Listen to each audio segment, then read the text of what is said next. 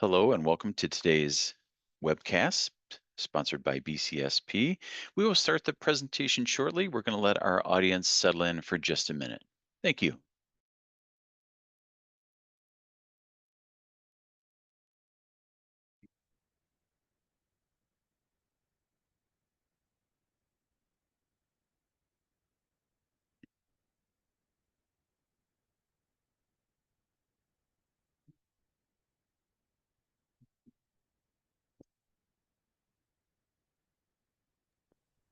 Once again, we thank you for joining us for our Safety and Health Magazine webinar today.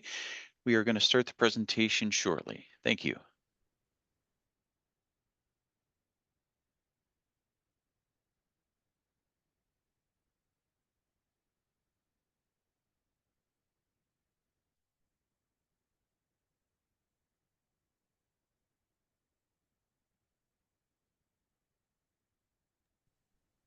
Well, a formal hello to everyone and welcome to today's Safety and Health Magazine webcast, Risk Reduction, Revenue Growth, the Business Case for Workplace Safety, sponsored by BCSP, the Board of Certified Safety Professionals.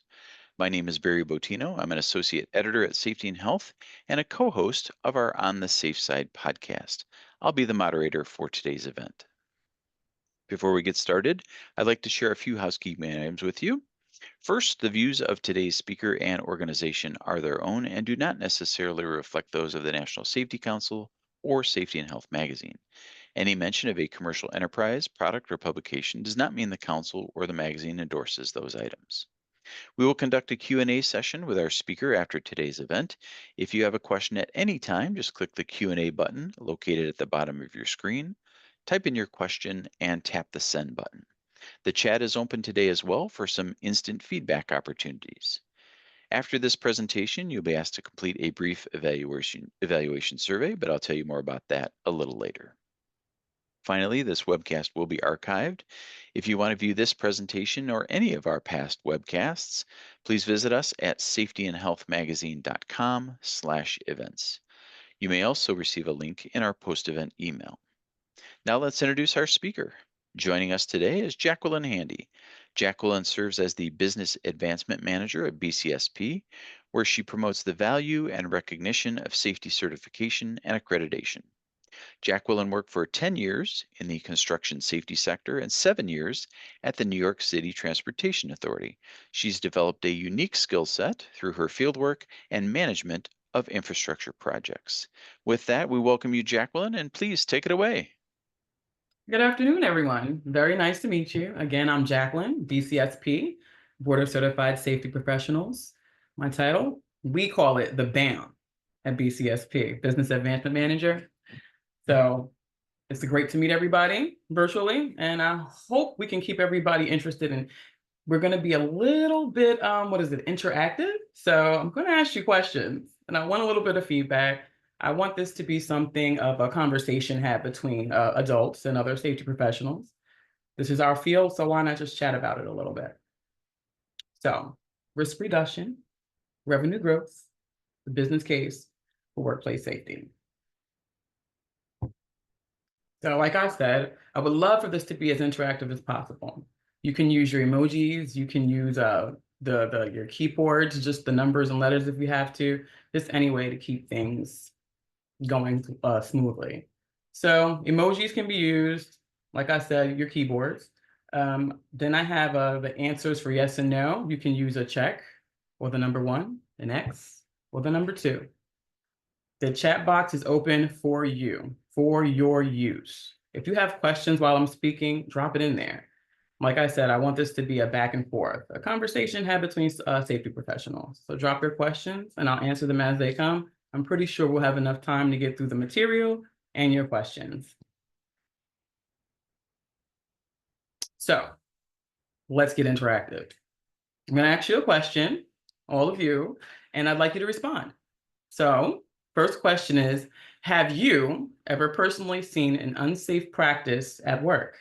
If you have, give me a check or number 1 for yes, an X or number 2 for no. Have you ever personally seen an unsafe practice at work? Uh-oh, it's lighting up in there. Ooh, what a shame. Did I get any twos? No X. Oh, no X's. So we've all seen something that was unsafe at work, unfortunately. One more question, and then we'll get started. Can you drop a surprise face? I know you see the emoji, or a couple of exclamation points if it made you nervous, made you uncomfortable, made you think, what's going on here? Let me see. Hard to keep up with you guys. You guys are fast. Oh, Sandy. We're gonna cry about it, right? So bad we have to cry. All right. So obviously, everyone here knows how to use their a keypad, and you're interactive. Thank you for participating. And here we go. Safety combined with strategy. Let's combine the two and see what type of results we get. Safety is not a rule book. Proactive safety operations align with operational excellence. Leading in safety is leading in innovation. We see a huge ROI, employee retention. So safety plus strategy, thinking safely and implementing safe strategies into your daily work structure yield results. I know you guys are thinking, why do we have this here? Does anybody or has anybody ever heard of the Robert Campbell Award issued by NSC? This is a time we can become interactive again. 1 for yes, 2 for no. Have you ever heard of this award? If you have, and if you haven't, I'm going to give you a little spiel about it anyway. Robert Campbell was one of the pioneers of modern safety, the first president of the NSC, National Safety. So when companies win this award, they're recognized for integrated safety as key in their business models. And some of the winners include Boeing, Johnson & Johnson, DuPont, Honeywell, Parsons Aeronautics, and more. So I know you've heard of these companies. These are well-known companies, popular companies that are obviously doing well. And one thing that has stood out is their safety culture. They have a strong safety culture that also builds a strong business culture. When safety plus strategy is effective, these are some of the results that are yielded. I'll start with the lowest. Project efficiency. Just running your project is increased by 25% when safety is involved. Retention of your employees, 30%. I'd like to work at a place that cares about my safety and the safety of our customers. 35 is client trust. Why do we do business? We have clients that we need to support. And if they're happy, we're happy. The business is happy. But the most realized benefit, 45%, is injury reduction. I think that injury reduction has an effect on the other three: client trust, project efficiency, and retention. If there are less injuries, we're working harder, we're working smarter. Client trust, if there's, I guess, a tickety talk or news reviews or articles in magazines stating that X company has an injury every week, every month, I don't think clients want to do business with that type of company. And retention, we all feel safe at work when we're being provided with the right PPE, when our managers care about our work practices, and they give us a safety culture to abide by. So back to the business part. The average cost for an injury is roughly $40,000 for one injury, one employee. Indirect costs associated with the same injury are 2 to 4 times more expensive, 2 to 4 times greater. But your return on investment in a good safety program, a nice, strong safety program followed up by safety culture, can give you an ROI $4 to $6 on every $1 spent. So $1,000 can easily turn into 6 in ROI. So that one injury we talked about, let's talk a little bit about how it gets to become the $40,000 that your company has to spend. So it goes to medical treatments. That goes to the lost wages of the injured worker, administrative and legal expenses. Think about all the paperwork that has to be filed once there's an accident. You have OSHA documents. You have to reach out to your lawyers, medical facilities, families. That's lots of time. Workers' compensation claims. And think about the insurance. What is that? So even a minor injury can lead up to large costs. Let's say a minor injury is stitches. That's not minor to me, but in our industry, that's pretty minor in construction industry and safety. The stitches you have to, what is it, the ambulance, the triage visit, the x-rays, the medical equipment. We've all seen medical bills before, and they pile up. Indirect costs. So after we've spent $40,000 on this employee's injury, now what do we have to do? We have loss of productivity, downtime because of the injury, maybe even site shutdowns. Those are the worst. That's when you're losing large amounts of money. We have training and onboarding for replacement workers. Turnover is expensive. Then there was one incident that I can remember, one of my last accidents at work.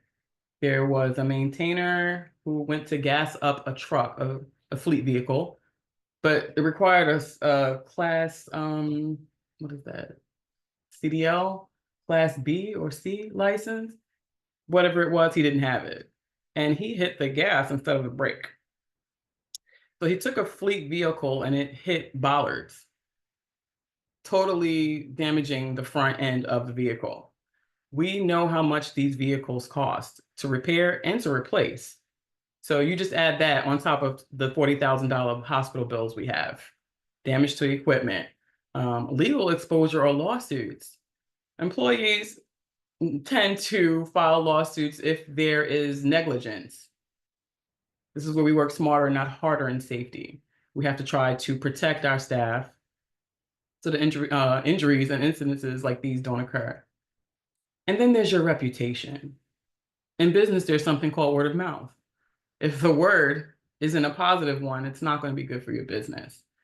If you have a business where their employees are in the newspaper for accidents, or like I said, social media, because a lot of businesses have social media accounts now. And sometimes accidents, they just go viral. And that would be extremely bad for a company. So that's how we get to the two to four times more than the actual direct costs of the $40,000 injury. Now on the life side, there's a way, preventative measures. Let's be proactive instead of reactive. Let's institute, how about safety training for all staff on all levels, from up top to the field to boots on the ground. So according to Liberty Mutual's Workplace Safety Index, you can experience 4 to 6 for every dollar spent. That's where I got the data from, just for those who need to know.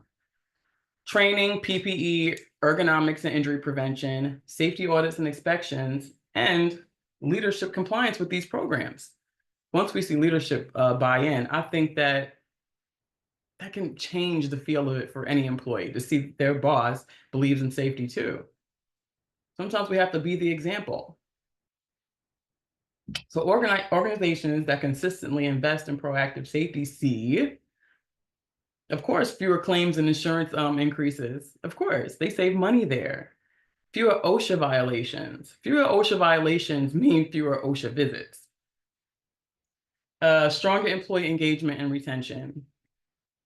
Just think back to your days in the field training. Granted, some of the trainings can be boring and tedious, but you know that your employer is sending you there, that you don't have to pay for it yourself. It's a part of your just a part of your job, your daily functions. They need you to be trained to be on site. That has to feel good. That has to let you know that your employer supports you and they will help you when you need them. Feeling safe, it's so many levels to it. But we have to enforce, as employers, the benefits of a strong safety culture. Oh, and the final one, increase trust in clients and stakeholders. This is just a little visual.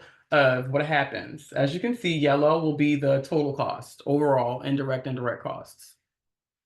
Then you see direct costs. Of course, it's the orange line escalating at 0.4, and then the indirect costs, which are even greater. So when you combine the two, then you have total costs. So you go from 0.4 to 1.2. That's a huge jump. So you have indirect costs, direct costs, total costs, all for one accident. That's just one. Safety, it's an investment, it is, but it's not an expense. This is what we have to realize at the higher levels. I know that we have safety managers and safety leaders and safety enforcement, but at the top of the line, the C-suite level, we need buy-in there so that the public can see that, X company is a safe company and a safe workplace.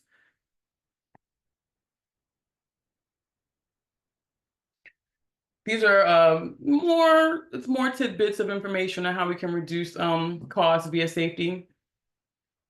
As you can see, fewer injuries equal lower direct costs. Again, these are our indirect costs and indirect costs. And then I put everything color coded for you because I expect that you don't want me to read each of these slides to you, but you can return to this and you can read everything you need. Take your time. So fewer injuries equal lower direct costs. We know that. Two, lower indirect costs. Look how many, oh my gosh, how many bullet points we have for indirect costs versus direct. Just wanted to pause so you can look at that a little bit. We didn't talk much about the insurance claims, but that's a huge deal for large companies. We want to know how much our insurance premiums are and how to keep them as low as possible. So companies with a lower, I want you to try to remember this one.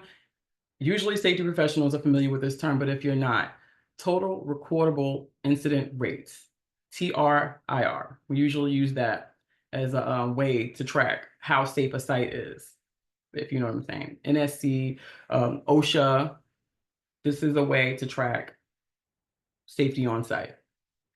TRIR. Improved efficiency. I like number one. Number one makes the most sense. Safe environments, reduce disruptions. These are the things that the higher ups want to hear. If we're safe, if everyone's using equipment properly, PPE properly, we have less days out, we have more productivity, everything runs smoothly when we're working safer. And who wants a bad reputation? No one. Enhanced safety, enhanced reputation.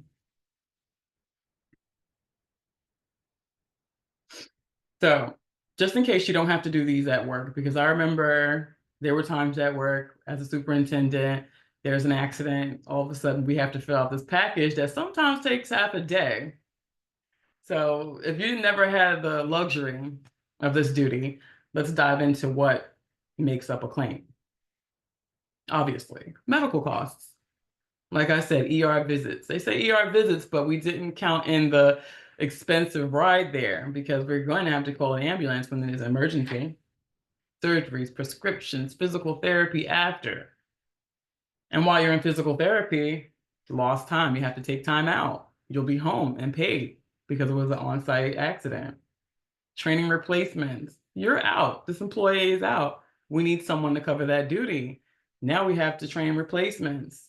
Turnover, it's costly. Insurance premiums are affected, which is never a good thing to say to someone in the C-level, like the CFO. Administrative costs, legal fees, once again, that reputation and loss in productivity. That's the number one. I actually should have moved that one up to the top. No, we have to be more conscious of our employees. Medical costs, number one. This is the breakdown of the costs associated with one injury claim. Okay? So let's look. Medical costs, 30%. Legal and other, insurance, administrative, training replacement, productivity loss, It looks like medical cost is like a huge chunk of it. But the other 70% are the indirect costs associated. So I don't think that, I guess when you present it this way to someone in the C level, someone management level, when they can actually have a visual of the price tag associated with an injury, I wonder what that makes them think. It's not that bad to invest in safety on site just to avoid this. This big, beautiful, colorful chart. It's nice to look at, but not nice to finance. So we're going to get into legal and reputation risks, but I'd like to ask a poll question if you guys don't mind. Poll question number 1. What do you think is the biggest barrier to investing in safety? Is it cost? Lack of executive buy-in? Competing business priorities? It's seen as a compliance issue, not a business strategy. I'd love to hear what you guys think. So that poll is out there for you. I'll give you a minute or two to digest that. And please respond as swiftly as you can and as honestly as you can. Your opinions count, and I would love to hear them. So, Barry, I can continue on while they can still see that, right? Yes, that is correct. Okay, so we'll continue on, guys. Back to legal and reputation risks. And So, Jacqueline, we'll go ahead and share the poll results here as well, so folks can see those and you can speak to those. let's see. So it looks like, oh, other priorities. Cost is 18. The lack of executive buy-in is right behind it. And then so it is seen as a compliance issue. I hate that one so much. Oh, I hate that one. But it seems like cost was the least of everybody's worries. So when you think about executive buy-in, guys, this is the evidence here. Cost seems to be the least of everyone's worries.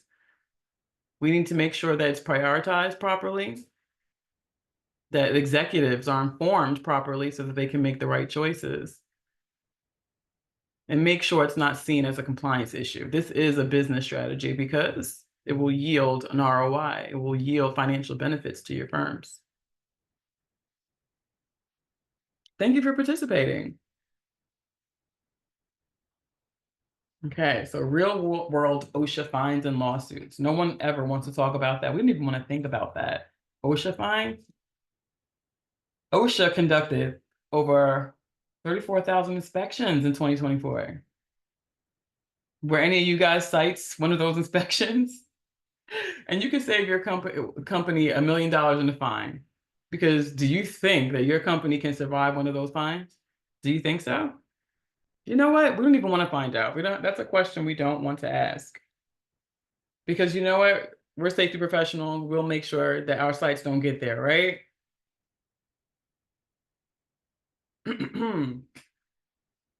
Revenue growth through safety. Now, see, that's something that your C-level, C-suite, management level professionals, that's what they want to hear. We're going to see revenue growth. So NSC case studies show safer companies grow faster. They highlight companies with strong safety programs. They experience fewer disruptions, lower turnover, and more consistent growth year after year. You also have increased productivity with fewer accidents, of course. Think about the drama associated with one accident. We're on the floor, let's say Ford, one of those large car manufacturers in a manufacturing facility, and someone's injured on the work floor. Everything is going to stop. Emergency alarms are sounded. We have emergency response personnel flying in. We have safety representatives. Everyone has to address this issue as soon as possible, all the way up to management level. What does that do for your daily productivity? And that one day off, what does it do for the week? And what does that week do for the month? It affects the bottom line. So increased productivity due to smooth, safe sailing at work will increase your revenue. Safer workplaces equal stronger brands. During my tenure here, my brief tenure with BCSP, I've had the luxury of speaking to safety professionals on all different levels from all different types of companies. And sometimes I am a safety professional, yes, and I get excited about it. But even if I were a layman, some of the safety strategies and campaigns that some of these companies have are really outstanding.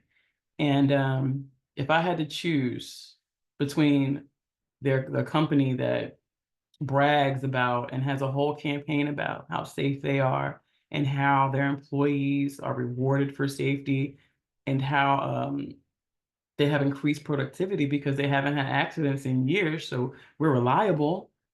I would obviously choose them over their competitor because not only are their employees safe, it says to me a company that's responsible and reliable. So yes, safer workplaces as a consumer, not just a safety professional. They pique my interest, and I'm sure it does the same for you.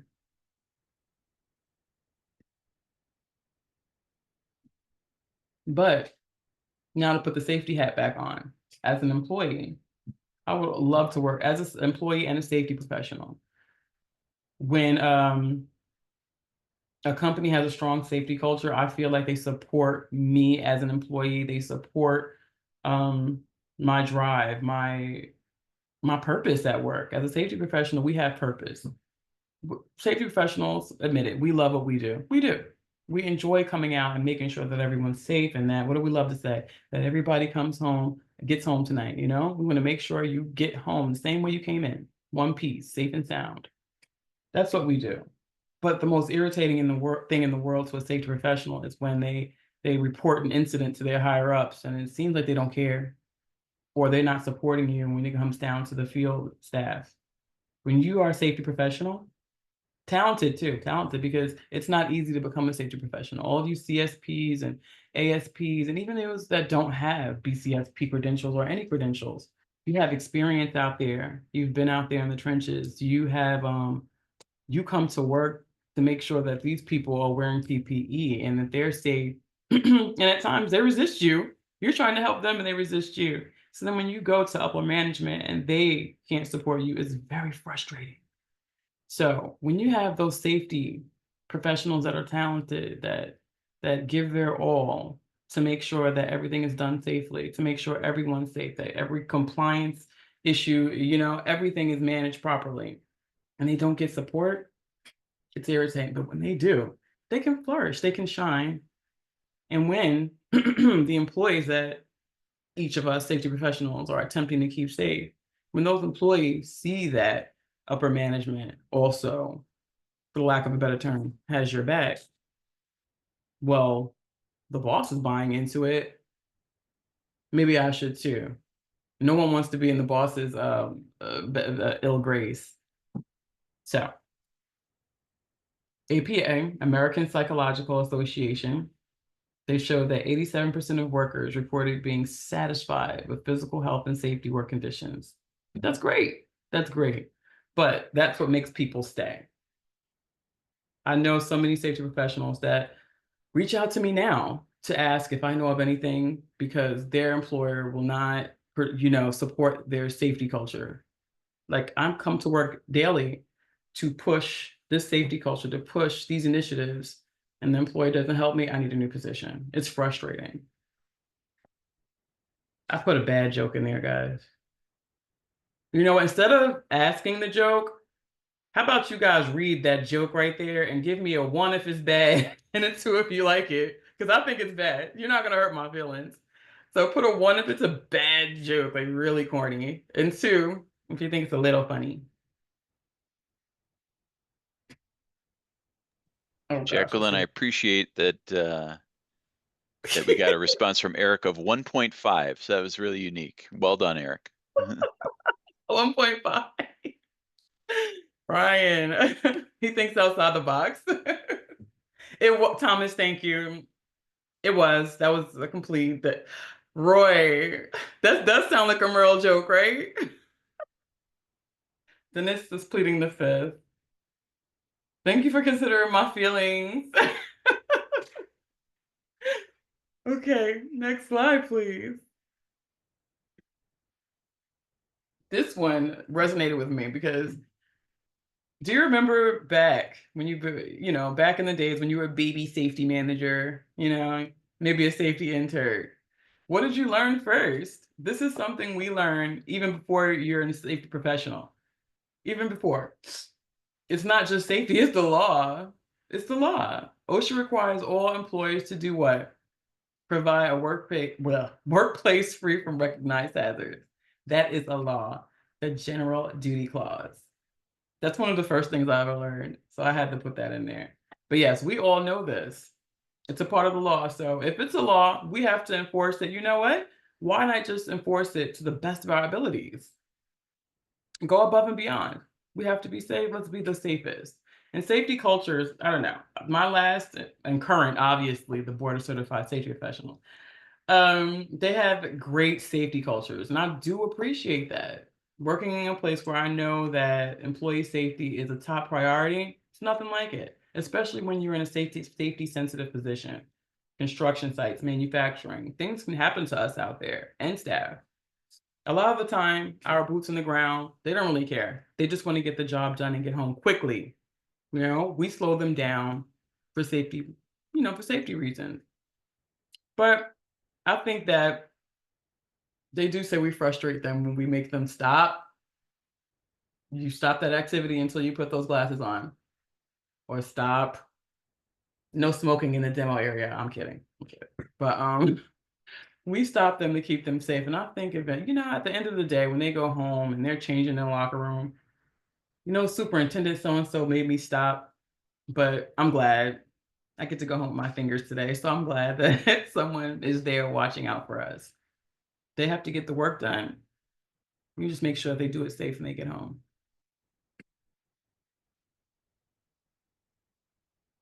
Organizational and financial benefits. This is what managers want to hear, right? Fewer injuries and OSHA recordables, lower insurance premiums and legal exposure, improved productivity and operational efficiency. Whose language is that? That's safety manager language. That's the language we speak to our higher ups. This is how we speak their language. We show them that safety culture innovation. We show them just how important safety is. Because sometimes, all the time, people don't know what they don't know. As a safety professional, we know, we have the knowledge. Sometimes it's just figuring out a way to transmit it properly, to make sure it's received well and fully. So these are the type of injuries and OSHA recordables, lower insurance premiums. This is the dialect that upper management speaks. And when we speak to them, we have to adapt that because why? Safety pros, we're for everybody. We're for the boots in the ground, we're for the CFOs, we're for the other safety managers. We're everyone from top to bottom is in our care. So we just have to figure out ways. I'm pretty sure that I'm not the only one that does this. When you're on a site and there's someone performing a task that you may not be familiar with, whether it be carpentry or welding or masonry or machine operations, you don't know what they're doing, but you do know they need their 5 points of PPE on while they're doing this. I don't like to just walk up to an individual and say, hey, put your glasses on. I'm not that guy.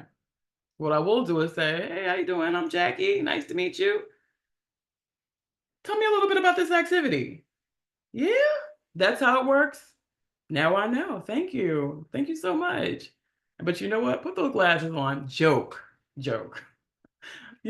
Just joke a little bit, but show some interest in what they're doing. The way we do that with the boots on the ground, you have to do that with the higher ups too. You have to figure out a way to penetrate, to get through. Speaking their language is the first step. So people and cultural benefits. We will attract the top talent, especially safety pros, when they know that our safety culture is strong. And who wants that? That'll be a great reputation to have. X company is known as one of the safest in America, winning the Campbell Award every year, back to back. That's a great reputation. Improves communication and accountability as well. Improves communication and accountability. It gives staff and higher ups and everyone in said firm the opportunity to feel free. You're not afraid. If you have a strong safety culture and you see an incident, you're not afraid to report it. You're not going to get in trouble. No whistleblower, because we all want to see each other get home safe. We all practice safe work. So in those instances, it gives communication within staff, within the company. Everyone feels safe to address safety issues like they should be. There shouldn't be any fear.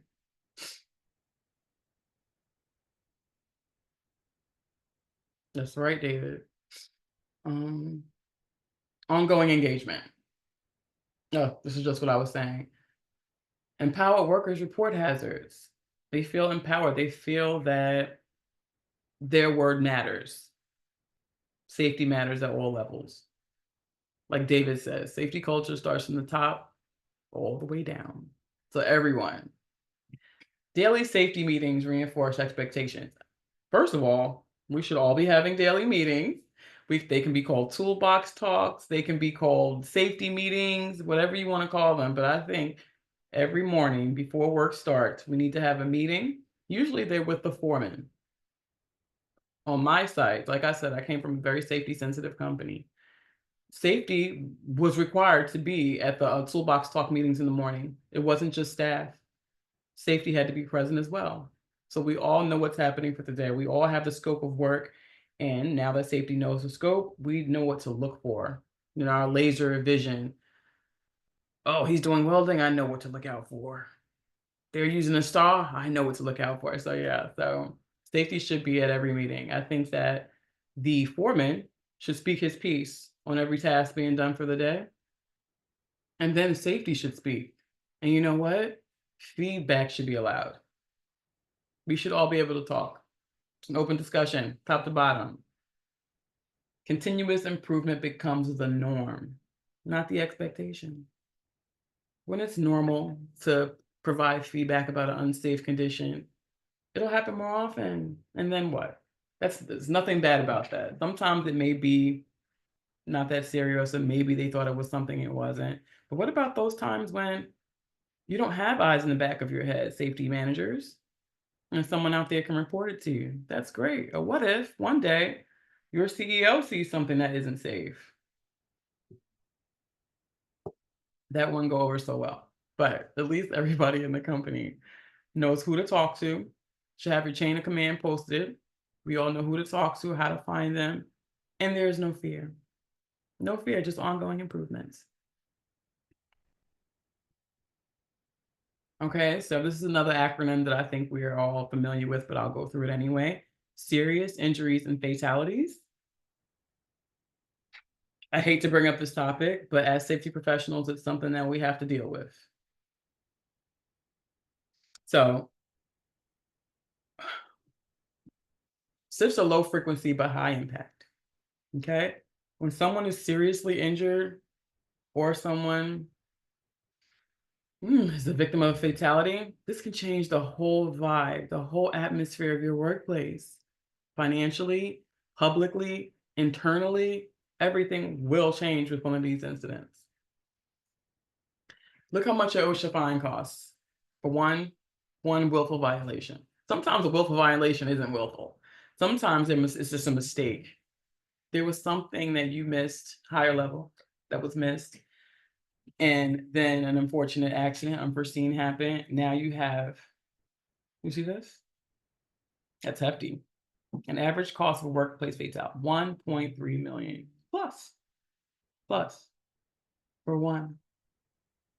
And this doesn't even account the emotional impact. This doesn't account that could have been someone's best friend on site. I had an incident and it wasn't a fatality for me. I was pushed. I used to work on tracks and I was pushed once by we call them EDPs, an emotionally disturbed person. I had my drawings out. I'm tracing conduit, Times Square on the one line.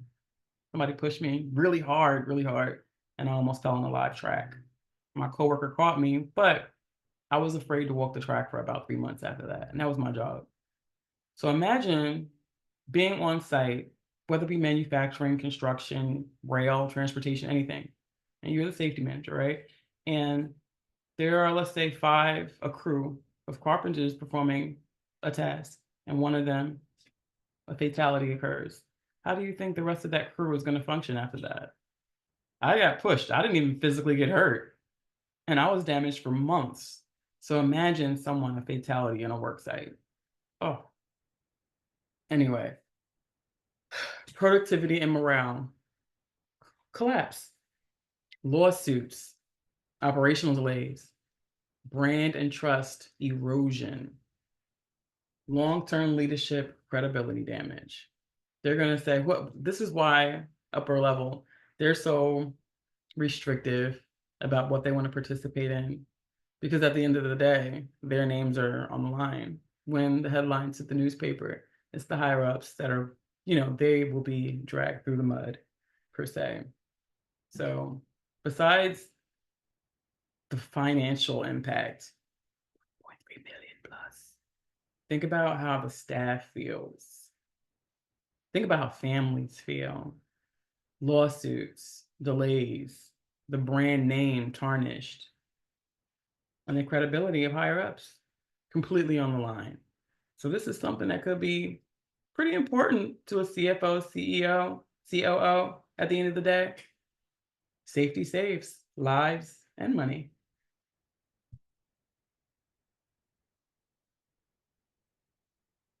This was a visual. I just wanted to give you a visual. It's from the Liberty Mutual Safety Index. This was the ROI on safety. So as you can see how it goes, the net gain for everything spent. You spend 10K, what's your gain? Now you have 30. So you get it? I'm pretty sure you do. So the more you invest, the more net gains you're going to receive. This is just a visual. Because I've learned when I sent emails out to the higher ups, the VPs, the chiefs, I used to use bullet points and visuals. You know why? Because they have to read through tons of things every day. They have so much coming at them on a regular basis. Give them a nice visual and some bullet points. Get straight to the point, direct. How will it benefit them? Small investment, large net gain. That's a good visual. Safety sells. Safety sells. Clients care about your safety record. Many project owners require the TRIR, total recordable incident rate. Oh, I'm sorry, that was LinkedIn. That wasn't you guys. I thought you guys sent me a message. But yes, so would you hire a contractor with a poor safety record to come fix your house? Would you want that person in your home?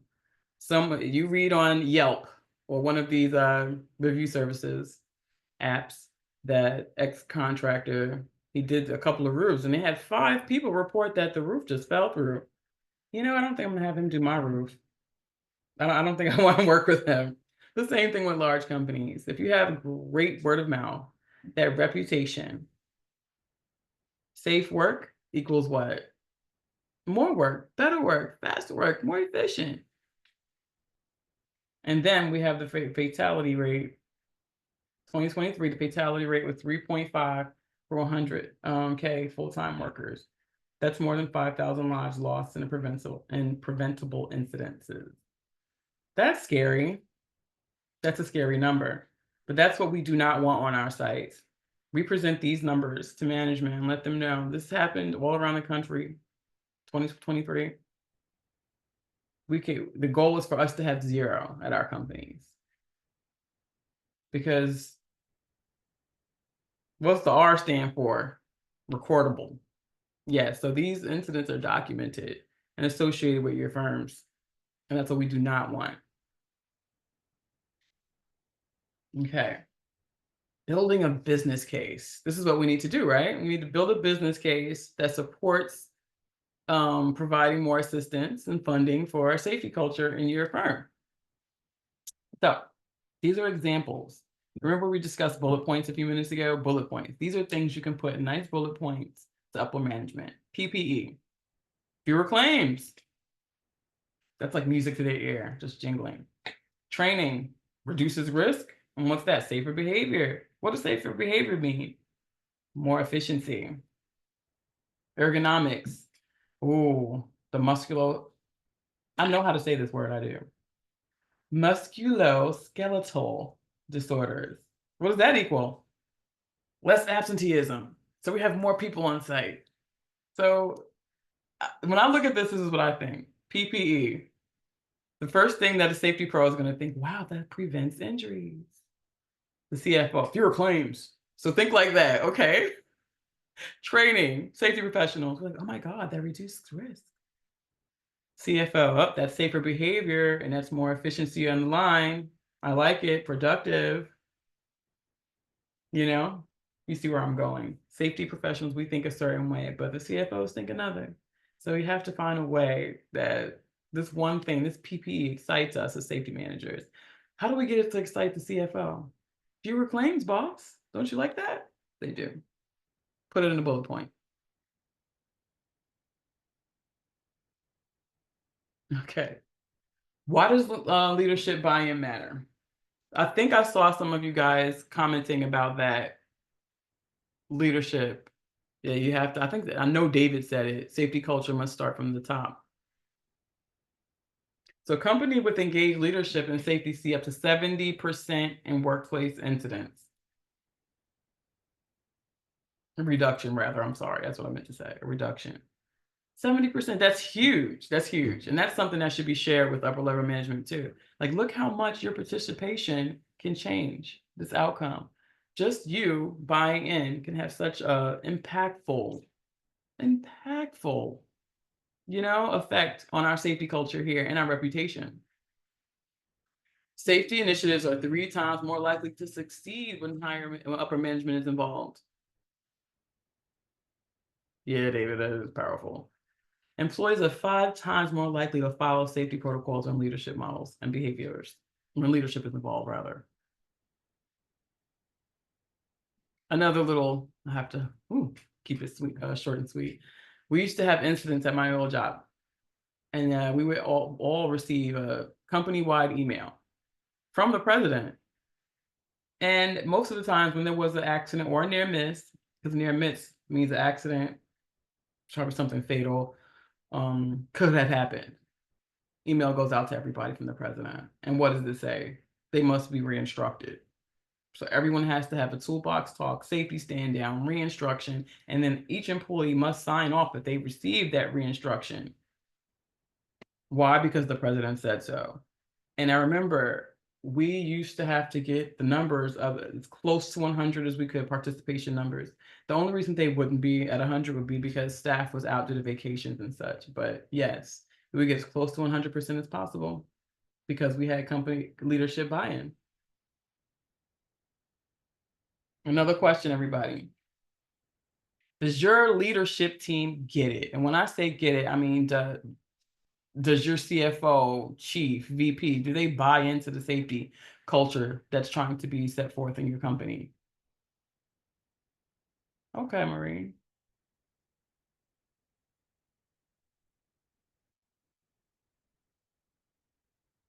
Ooh, Julia, we gotta fix that.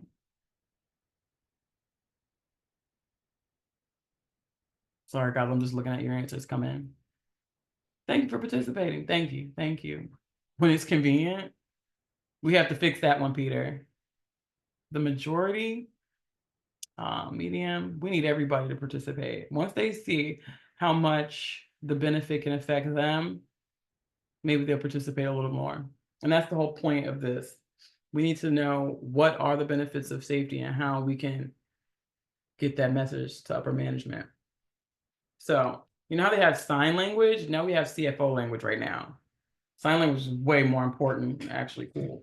But here's CFO language. What do they speak? Cost, risk, return on investment. So this is what they want to know, right? You can look at the chart, costs. What's the current cost of incidents? Okay. Second part, how much will this safety investment cost upfront? And lastly, what is the cost of doing nothing? They want to know how their pockets are going to be affected. Well, give them the truth. What do we say? Well, it was the SIF. The SIF was in the millions, but we can stick with the 40,000 for now per one injury. That's for one injury, 40K. How much will this safety investment cost up front? Let's not talk about how much it'll cost up front. You know what we're gonna do? We're gonna talk about how much it'll save us in the long run, then present the cost.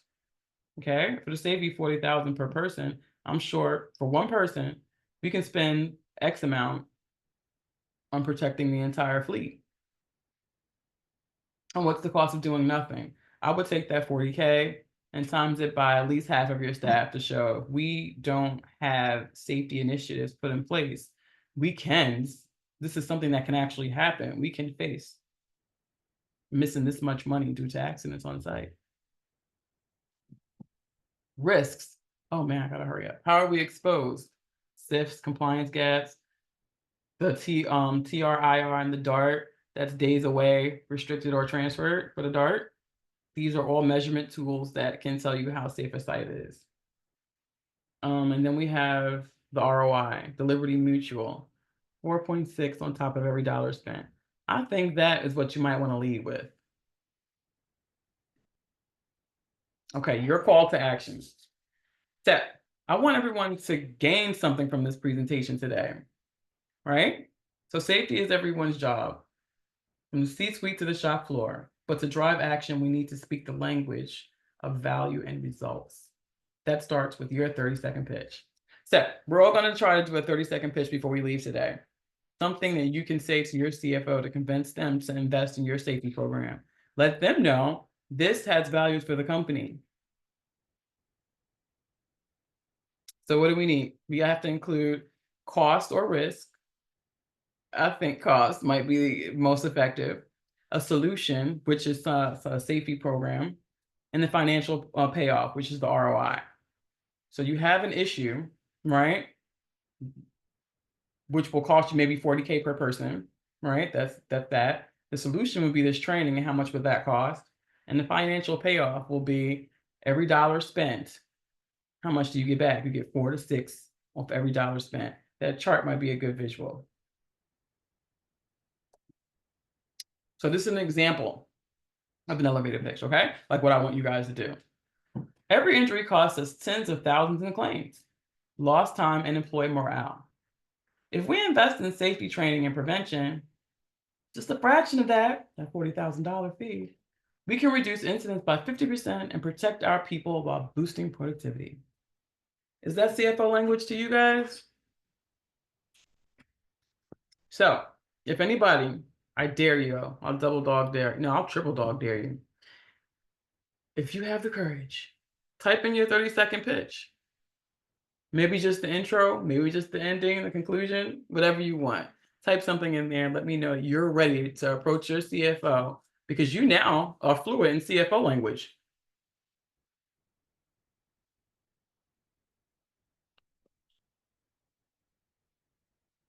Thank you, thank you.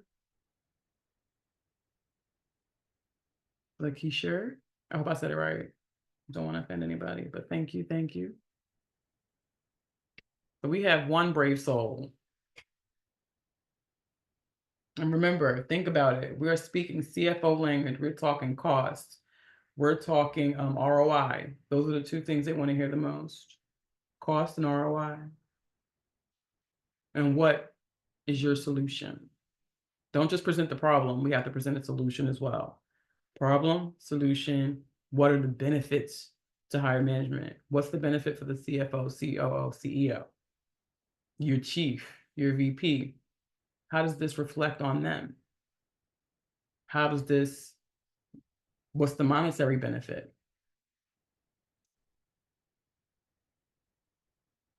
And see, Cheryl, that's something you could bring up. We had this issue, the near miss yesterday could have been SIF at X amount, or just an injury at 40,000 per person.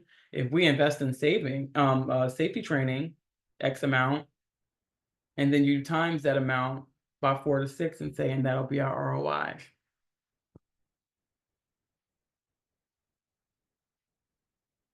That's the point in getting Jeffrey, and that's why we want to get upper level management involved. Once they see their bosses are invested and it's made a requirement, they have to follow suit. And after an adjustment period, they'll actually enjoy it. I've seen it.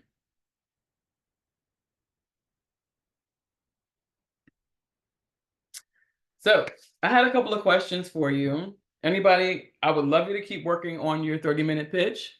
Please keep working on that pitch. I want to see pitches come in. But while anyone who's going to actually offer up a pitch, while you're doing that, please, I'm waiting. I can ask a couple of questions you can answer too, because I really want to keep everybody engaged and on your feet right now. Keep you awake, right? I don't want to put you to sleep. Barry, do I read the questions or do you? I can grab those for you, Jacqueline, and thank you for sharing your knowledge with us today. We truly appreciate it. Before we start the Q&A, I want to let everyone know about the evaluation survey that we're asking you to complete. The survey will open in a different screen after this webinar, and your input is really important to us because it does help us to improve our future webcasts. So feel free. We've got some questions that have come in. We also love for you to drop your questions in via the Q&A. And I want to start, Jacqueline, with we had a question come in and somebody wants to know, what's the hardest safety initiative you've ever had to sell to leadership? And how did you get it approved or maybe not approved?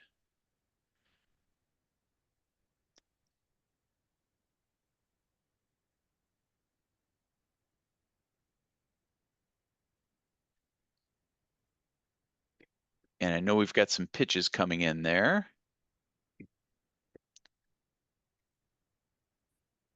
So Jacqueline, we had a question to come in that, what's the hardest safety initiative that you've ever had to sell to leadership? I think it was training. Training because training is expensive. And we had to prove that there was a need on site for it. And that's I was working for a public agency at the time, so I had to go through several loops for approval, and this took about almost a year to get one class approved. But at the end of the day, they said it was a great addition to our program. And I'm assuming they still have it now. Excellent. I wanted to share Julia dropped in her pitch, and Julia says every dollar we spend on proactive safety measures can help reduce incidents, lower long-term costs, and boost productivity. More importantly, it shows our people that their well-being is a top priority. It's not just compliance, it's a smart business decision and protects our team and strengthens our culture. So thank you, Julia, for that. We appreciate that. Kudos. I wanted to go to the next question for you, Jacqueline, and I'm curious. You talked about CFO language, and I want to ask, do you have any best tools or resources to share when it comes to figuring out the ROI of safety? So that's why I like that. I have hyperlinks in the presentation. So after the presentation is over, you will all have access to it. Go inside of those links. All of the links have actual data for you to use to support your case. Excellent. We appreciate that. And I wanted to add, Darcy just dropped in a pitch, and Darcy says the average shoulder injury costs 40K. There are 10 employees exposed to the task of manual pushing of a heavy material handling cart. Purchasing one electric cart at 10K would reduce this risk, and just one shoulder injury would save the organization 30K. So that is a great example of ROI of safety, Darcy. Thank you so much for that. Excellent. Excellent. Yeah. I was the CFO, I buy in. Excellent, Darcy. Darcy, you've got a winner there. Thank you. It looks like we have time for one more question today before we reach the top of the hour. So, Jacqueline, I wanted to end today with you with what's one safety myth or outdated belief that you still hear out there in organizations? Hmm. The one I hate the most is that we don't need safety. We don't need safety. I hear that so often. And my friends know I'm the safety lady, so they say I give them the death stare. But I just don't like when people say that we don't need safety because actually you do. First of all, it's mandated. Tons of construction sites have it written in their specs that you need a safety professional on site at all times. Secondly, do you know how many incidents and the accidents are negated because you have a safety professional on site? This just it can't. You will not have an effective job without us. We're needed. We're everywhere. So I really hate that myth. You do need safety. You need us everywhere. Food, manufacturing, building. We're everywhere. So that wouldn't be the case if safety wasn't needed. Excellent. Well said, Jacqueline. Thank you so much. And folks, unfortunately, we've run out of time today. We thank you all so much for attending, and we would appreciate you taking just a minute or two to share your feedback via our survey. A big thank you goes out to our awesome presenter today, Jacqueline Handy, and of course, everyone from our sponsor at BCSP. This ends today's Safety and Health Magazine webinar. Take care, everyone, and have a safe day.